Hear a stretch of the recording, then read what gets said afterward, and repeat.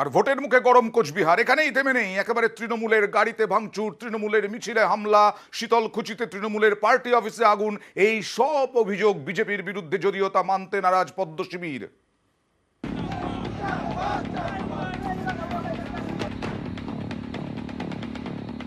শুক্রবার ভোটের মুখে ফের গরম কোচবিহার। হামলা, ভাঙচুর, আগুন, বিক্ষোভ কিছুই বাদ গেল না।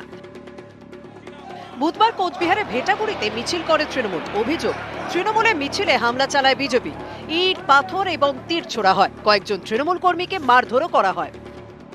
সাধারণ ভেটাগুড়িতে ভোট প্রচারে গেছিলাম, তো ভোট প্রচারের মাঝখানে ওরা ভেটাগুড়ি রুয়েরগুটি এলাকায় ওখানে আমাদেরকে পিছন থেকে অ্যাটাক করে। সাইড থেকে কিছু লোক, ভুট্টাবাড়ি থেকে কিছু লোক তীর মারছিল, সেই তীরটা এসে আমার হাতে লাগে। আর সাধারণ গাড়ি ঘোড়া ভাঙচুর করা হয় এবং কিছু লোকের মাইল লাগে। ওর যেমন মাথায় লাগছে, রড দিয়ে বাড়ি মারছে। মিছিলে হামলার প্রতিবাদে পথে নামে তৃণমূল। অভিযুক্তদের গ্রেপ্তারের দাবিতে দিনহাটা থানার সামনে শুরু হয় বিক্ষোভ। দিনহাটা বিধানসভা কেন্দ্রের মধ্যে পড়ে ভেটাগুড়ি। এই ভেটাগুড়িতেই বাড়ি বিজেপি প্রার্থী নিশীথ প্রামাণিকের। সেখানেই তৃণমূলের প্রচারে হামলার অভিযোগ।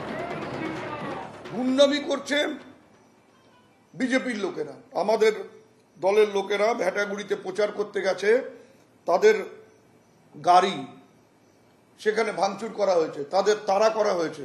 আমাদের দিনহাটা থানার পুলিশ দাঁড়িয়ে আছে, কেন্দ্রের পুলিশ দাঁড়িয়ে আছে। নির্বাচন ঘোষণা হয়ে যাওয়ার পরে রাজ্য সরকারের নিয়ন্ত্রণে পুলিশ থাকে না। যাদের নিয়ন্ত্রণে পুলিশ আছে, সব পুলিশ তার কর্মক্ষমতা হারিয়ে ফেলেছে।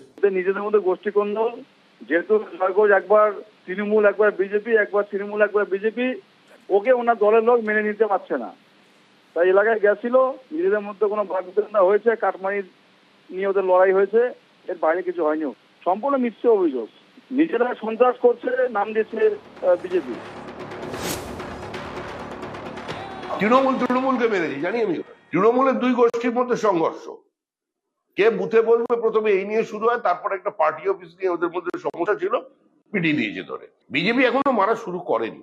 ওরা তো বুঝে গেছে উত্তরবঙ্গে এবার বিজেপি পায়ের তলা থেকে মাটি সরছে।